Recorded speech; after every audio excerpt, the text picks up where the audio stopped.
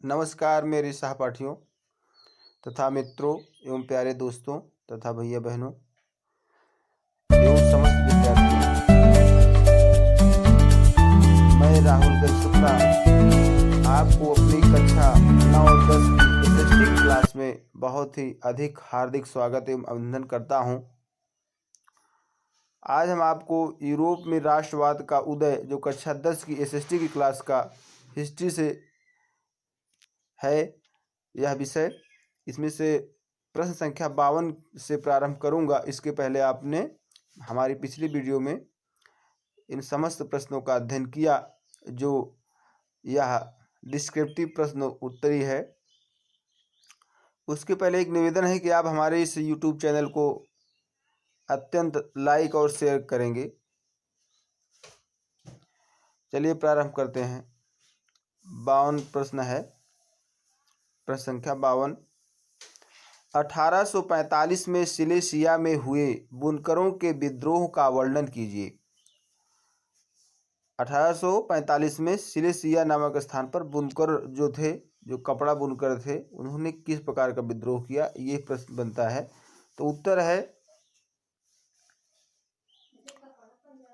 मुख्य रूप से 4 जून 1845 को दोपहर 2 बजे बुनकरों की एक भीड़ ठेकेदार की कोठी पहुंची। उन्होंने अधिक मजदूरी की मांग की, परंतु उनके साथ दुर्व्यवहार किया गया। भीड़ ने घर में घुसकर खिड़कियां, फर्नीचर आदि को तोड़ दिया। सेना की सहायता से ठेकेदार अपने घर लौटा। इस संघर्ष के दौरान 11 बुनकरों को गोली मार दी गई। कहने का अर्थ है कि इसमें बुनकरों ने जब अपना विरोधाभास दिखाया तो अपने अधिकार की मांग के लिए, तो उन्हें इस प्रक्रिया के तहत गोली मार दिया गया, जिसमें 11 लोगों की मौत हो गई, जो 11 बुनकर थे। तो ये आपका 52वां प्रश्न रहा। चलिए आगे बढ़ते हैं। 53 प्रश्न है। प्रश्न संख्या 53, फ्रांसीसी लोगों के बीच सामूहिक पहचान का भाव पैदा करने के लिए फ्रांसीसी क्रांतिकारियों द्वारा उठाए गए उपायों का उल्लेख करें। तो उत्तर है फ्रांसीसी लोगों के बीच सामूहिक पहचान का भाव पैदा करने के लिए फ्रांसीसी क्रांतिकारियों ने निम्नलिखित कदम उठाए। फ्रांसीसी क्रांतिकारियों के बीच में सामूहिक यानी एकजुट होकर क्या पहचान बनानी थी, उसके भाव को जन्म देने के लिए जो कार्य किया गया, उसमें से पहला है फ्रांसीसी क्रांतिकारियों ने पितृभूमि तथा नागरिक जैसे विचारों को फ्रांसीसी लोगों तक पहुंचाया। पितृभूमि का अर्थ है पिता के कर्मों को धारण करना या पिता के कर्म के द्वारा जो नागरिक अधिकार था उसको प्रसारित करने की यह विचारधारा थी। इन विचारों ने एक संयुक्त समुदाय के विचार पर बल दिया। इस संयुक्त समुदाय को एक संविधान के अंतर्गत समान अधिकार प्राप्त थे। इसमें उनको एक ही विचार न प्राप्त होकर के समान एकाधिकार प्राप्त थे, यह बात देखने को मिली। दूसरा पॉइंट है, मुख्य रूप से आप समझेंगे तो स्टेट एक नई फ्रांसीसी झंडा तिरंगा चुना गया, जिसने पहले के राष्ट्रध्वज का स्थान ले लिया। जो पहले एक राष्ट्रध्वज बनाया गया था, तो उस राष्ट्रध्वज को नष्ट कर एक नया राष्ट्रध्वज का निर्माण किया गया। तीसरा पॉइंट आप समझेंगे, स्टेट जनरल का चुनाव सक्रिय नागरिकों के समूह द्वारा किया जाने लगा। इसका नाम बदलकर नेशनल असेंबली कर दिया गया।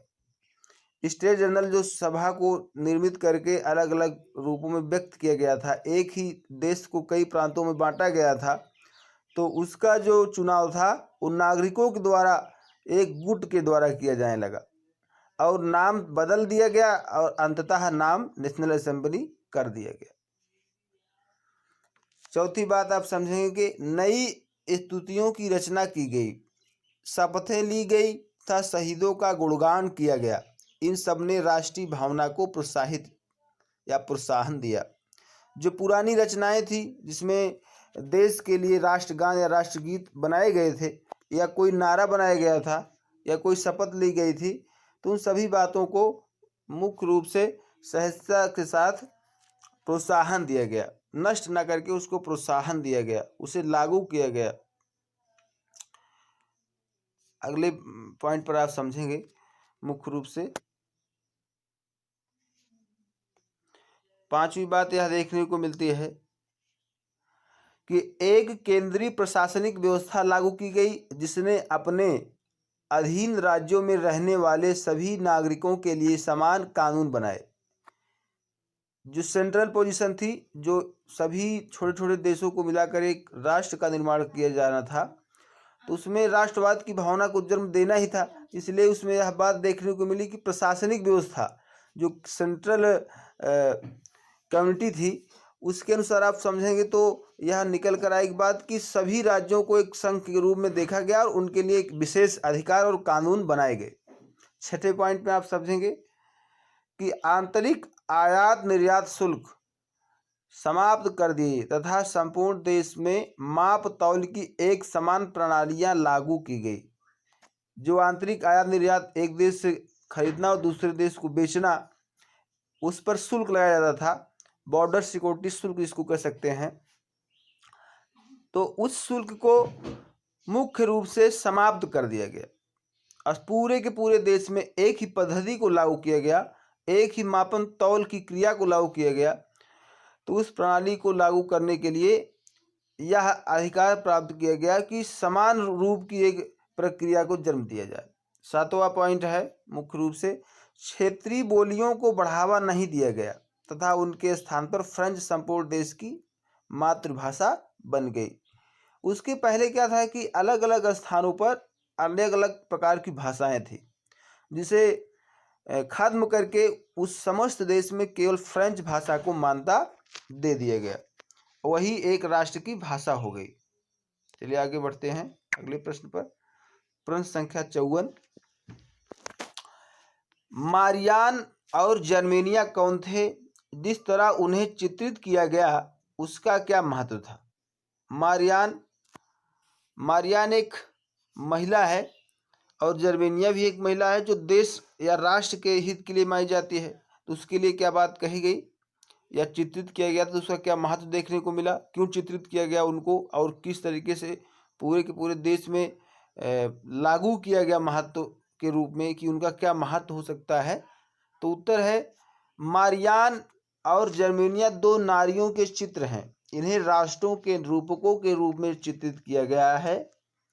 रूपकों का अर्थ है यहाँ पर कि राष्ट्र की देवी के रूप में, हमारे भारत देश में माता कहा जाता है, भारत माता कहा जाता है, जो वसुंधरा है, मातृभूमि कहा जाता है। तो इसी प्रकार से रूपक का अर्थ है चिन्ह से, या रूपक का अर्थ है कि कोई न कोई एक प्रतिरूप होगा जिसको एक राष्ट्र का प्रमुख माना जाएगा, एक राष्ट्र का प्रमुख आइडियल माना जाएगा, एक द्योतक माना जाएगा। तो द्योतक के रूप में यह चित्रण देखने को मिला कि मारियान और जर्मेनिया दोनों नारियों का चित्रण अलग अलग पोस्टरों के माध्यम से या अलग अलग स्थानों पर लगाए गए।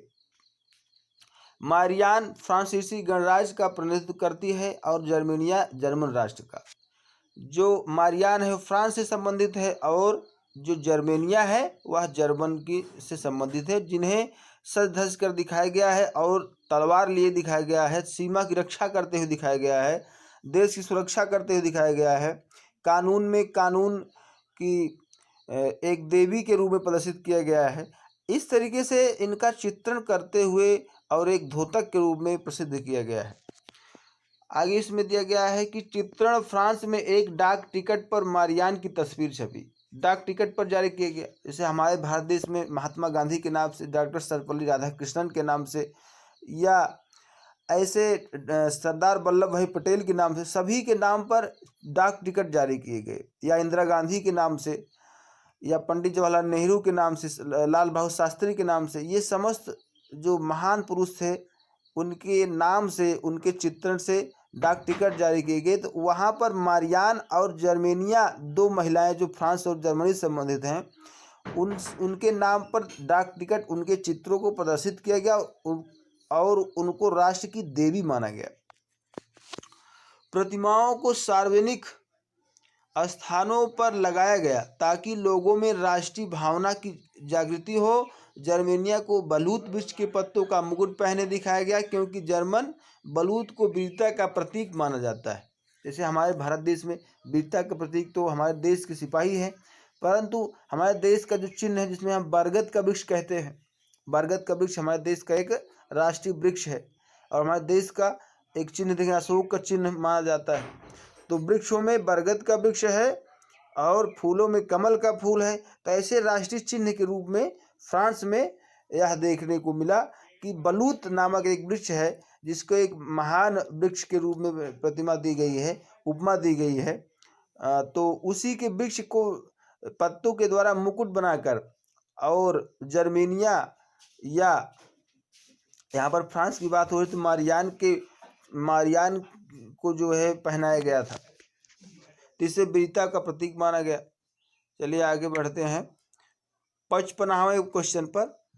क्वेश्चन संख्या 55 प्रश्न है, जर्मन एकीकरण की प्रक्रिया का संक्षेप में वर्णन करें। ये बहुत ही बढ़िया प्रश्न है कि जर्मन एकीकरण की प्रक्रिया जो मानी जा रही है कि जर्मन, ये बार बार पूछा गया है परीक्षाओं में कि जर्मन का एकीकरण के बारे में संक्षेप में वर्णन करें या जर्मन एकीकरण का विस्तार कैसे हुआ।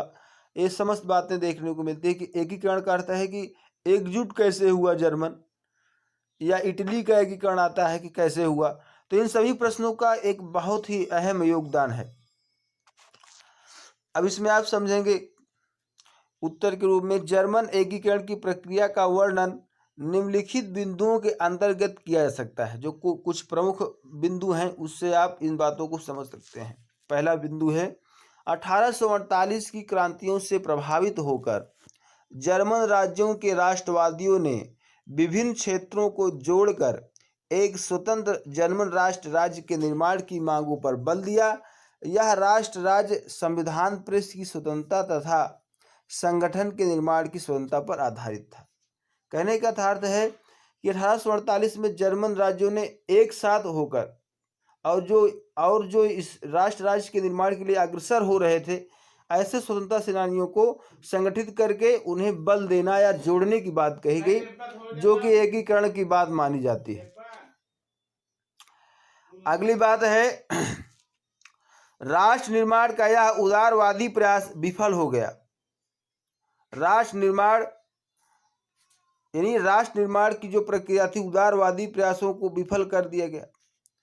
आगे बात आप समझेंगे कि राष्ट्र निर्माण की यह उदारवादी पहल राजशाही और सेना की शक्ति ने मिलकर दबा दी। इन ताकतों का प्रसार के बड़े भूस्वामियों ने भी समर्थन किया। जो प्रसार के बड़े भूमित्व वाले लोग थे उन्होंने प्रदर्शन किया कि जो उदारवादी विफल हो रहे हैं उस पर राजशाही सेना को शक्ति मिलाकर दबाव डाला जाए, और ताकतें प्रसार के हाथ में थी इसलिए ऐसा निर्धारित हुआ। आगे तीसरी बात यह है कि इसके बाद प्रसा ने जर्मनी के एकीकरण के लिए प्रयास किया। प्रसा का प्रधानमंत्री ऑटो वान बिस्मार्क जर्मनी के एकीकरण की प्रक्रिया का जनक था। उसने इस कार्य हेतु प्रसा की सेना और नौकरशाही से सहायता ली। उसने लौह रक्त का अर्थ है कि लौह जो लड़कर यानी अपने रक्त को बहाना, जो लड़ाई के साथ बहने की बात आती है, उसमें नौकरशाही से सहायता ली। उसने लौह और रक्त की नीति अपनाई और 7 वर्ष की अवधि में डेनमार्क की ऑस्ट्रिया तथा फ्रांस को 3 युद्धों में पराजित किया।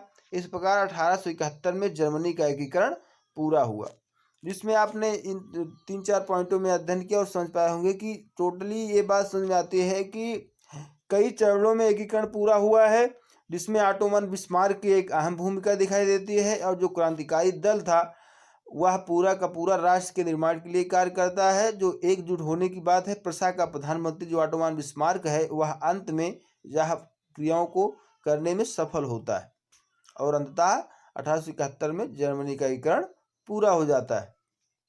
चलिए आगे बढ़ते हैं। 56 प्रश्न है, प्रश्न संख्या 56 है, नेपोलियन की संहिता की प्रमुख विशेषताएं क्या थी। ये नेपोलियन संहिता के बारे में बार बार प्रश्न पूछा गया है, कई तरीके से प्रश्न पूछा गया है कि जो नेपोलियन की संहिता थी उसके बारे में बताइए। तो नेपोलियन की संहिता आप समझेंगे कि किस प्रकार से थी।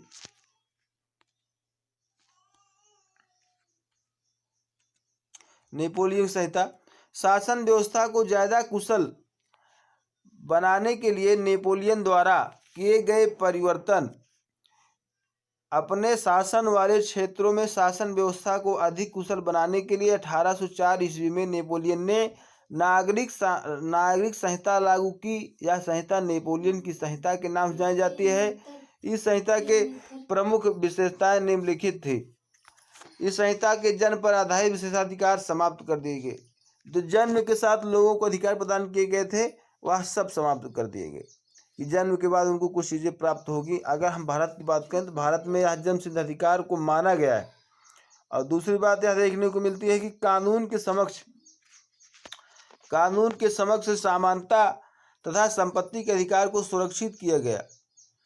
जो कानून के अधीन माना जाता था, समानता का तथा संपत्ति के अधिकार को सुरक्षित बना दिया गया है कि कोई भी व्यक्ति अपनी संपत्ति का आधिपत्य का मालिक हो सकता है और समान रूप से सबके अधिकार होंगे, किसी को विशेष अधिकार नहीं दिए जाएंगे। अगले पॉइंट में समझेंगे कि डच गणतंत्र स्विट्जरलैंड, इटली और जर्मनी में नेपोलियन ने सामंती व्यवस्था को समाप्त कर दिया। किसानों को भूदासत तथा जागीरदारी करों से मुक्ति दिलाई गई। भूदासत का अर्थ है कि भूमि का जो दासत्व प्रणाली मानी गई है, भूमि की जो दासत क्रियाएं थी, जो कि एक जमींदार के हाथ में जमीनें दी जाती थी और उसी के अधीन होकर सब काम करते थे, उसको नष्ट कर दिया गया नेपोलियन द्वारा, जिसमें आप समझेंगे कि सामंती व्यवस्था को समाप्त किया गया। अगला पॉइंट है शहरों में कारीगरों की श्रेणी संघों के नियंत्रणों को हटा दिया गया। शहरों में जो विभिन्न प्रकार के कारीगर थे, कपड़ा बुनकर थे और भी कार्य करने वाले लोग थे, उनकी जो श्रेणी एक प्रकार का जुट हुआ करता था और उसके ऊपर जो नियंत्रण करने वाले थे उसको हटा दिया गया। पांचवी बात देखने को मिलती है कि यातायात तथा संचार व्यवस्थाओं में सुधार किया गया। जो वहाँ की यातायात व्यवस्था थी या चलने की प्रक्रिया थी एक स्थान दूसरे स्थान, वह उसको परिवर्तित कर दिया गया। अब छठवां पॉइंट आप समझेंगे कि एक समान कानून व्यवस्था तथा मापतौल की एक ऐसी प्रणाली लागू की गई जो एक समान अधिकार के अनुसार मानी गई। उसमें कोई विभिन्न प्रकार की प्रणाली नहीं कि इसके लिए ये, इसके लिए वो, अलग अलग प्रणालियों को नहीं लागू किया गया था। एक प्रकार की प्रणाली को लागू किया गया था, एक प्रकार की मापतौल प्रणाली प्रारंभ की गई थी। सातवें पॉइंट में देखिए संपूर्ण देश में एक राष्ट्रीय मुद्रा प्रचलित की गई, जिसको हम लिब्रे करके मानते हैं कि फ्रांस में लिब्रे का अर्थ है कि लिब्रे एक पुरानी मुद्रा है जिसको ख़त्म करके यूरो चलाया गया। तो पुरानी मुद्रा लिब्रे थी और अंत में उसको जाकर वहाँ पर यूरो चलाया गया। इस प्रकार से आपने इन क्वेश्चन को अध्ययन में लिया। अब प्रश्न संख्या 57 पे पहुँचते हैं। प्रश्न संख्या 57 पे आप समझेंगे कि यूरोप के कुलीन वर्ग तथा नए मध्य वर्ग की विशेषताओं का विवेचन कीजिए। यूरोप में जो कुलीन वर्ग थे, कुलीन का अर्थ ये निकल कर आता है कि जिसमें से कुछ विशेष मुख्य रूप से माने जाते हैं सामंत या पदाधिकारी, वे सब बात देखने को मिलती है। तो वे कुलीन वर्ग में माने जाते थे। तो उसमें है कुलीन वर्ग के लोगों जो विशेषताएं हैं कि कुलीन वर्ग के लोग जमीनों के मालिक थे, इनके पास बड़ी बड़ी जागीरें थी। ये इस प्रकार से कि ये ज़्यादा मात्रा में मजदूरों की जो ज़मीनें थी उसको सब ले लिए थे और एकजुट कर लिए थे और ज़्यादा से ज़्यादा मात्रा में उनकी भूमि का प्रयोग करते रहे हैं। दूसरी बात है सामाजिक और राजनीतिक रूप से कुलीन वर्ग यूरोपीय महाद्वीप का सबसे प्रभावशाली वर्ग था। इस वर्ग के सदस्य एक साझा जीवन शैली से बंधे हुए थे। इस वर्ग के जो सदस्य थे वो एक ही प्रकार के प्रभुशाली वर्ग से बंधे हुए थे पूरा का पूरा, और एक ही वर्गीय जीवन यापन कर रहे थे। तीसरी बात है ये लोग ग्रामीण क्षेत्रों में संपत्ति तथा शहरी हवेलियों के स्वामी थे। जो बड़ी बड़ी हवेलियाँ थी या बड़े बड़े जो मकान हुआ करते थे तो उसके संपत्ति के इसको शामिल किए हुए थे। चौथा पॉइंट है राजनीतिक कार्यों के लिए तथा उच्च वर्गों के बीच में वे फ्रांसीसी भाषा का प्रयोग करते थे। फ्रेंच भाषा का ही राजनीतिक कार्यों में प्रयोग होने लगा और धीरे धीरे फ्रेंच भाषा को ही मान्यता दे दी गई। 5वां पॉइंट है इसमें से,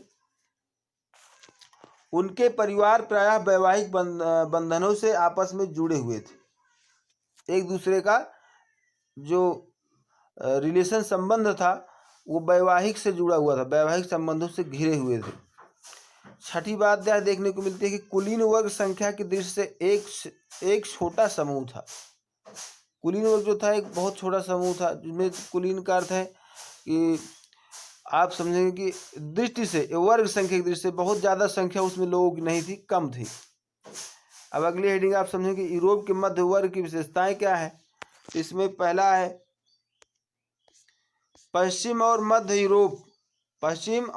यूरोप के भागों में औद्योगिक उत्पादन तथा व्यापार में वृद्धि से शहरों का विकास और वाणिज्यिक वर्गों का उदय हुआ। इंग्लैंड में 28वीं शताब्दी में एक ही औद्योगिकरण हो गया और वहाँ एक शक्तिशाली तथा प्रभावशाली मध्य वर्ग का विकास हो गया। परंतु फ्रांस और जर्मनी के राज्यों में 19वीं शताब्दी में औद्योगिकरण हुआ था। इस औद्योगिकरण के फलस्वरूप मध्य वर्ग का उत्कर्ष हुआ। यह वर्ग उद्योगपतियों तथा व्यापारियों और सेवा क्षेत्रों के लोगों से बनाया था। यह वर्ग शिक्षित, धन संपदा तथा उदारवादी था। इसमें दूसरी बात है, मुख्य रूप से कुलीन विशेषाधिकारों की समाप्ति के बाद शिक्षित या उदारवादी मध्य वर्ग के बीच ही राष्ट्रीय एकता के विचार लोकप्रिय हुए। चलिए अगले प्रश्न चलते हैं। 58वां क्वेश्चन संख्या 58 है, वियना संधि के मुख्य प्रावधानों की विवेचना कीजिए। इनका क्या उद्देश्य था? उत्तर है,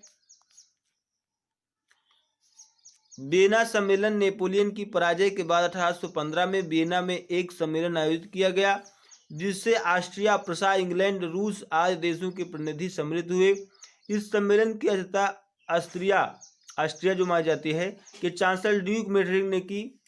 वियना सम्मेलन में प्रतिनिधियों ने 1815 की वियना संधि तैयार की। इस संधि के प्रमुख प्रावधान निम्नलिखित थे, जो इस प्रकार से हैं। नंबर 1,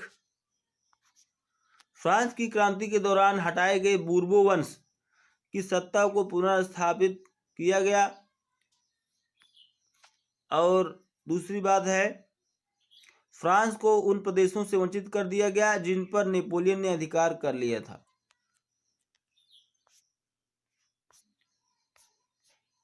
फ्रांस की सीमाओं पर अनेक राज्यों की स्थापना की गई। तीसरे पॉइंट में, ताकि भविष्य में फ्रांस अपने साम्राज्य का विस्तार न कर सके। उत्तर में नीदरलैंड का राज्य स्थापित किया गया, जिसमें बेल्जियम शामिल था।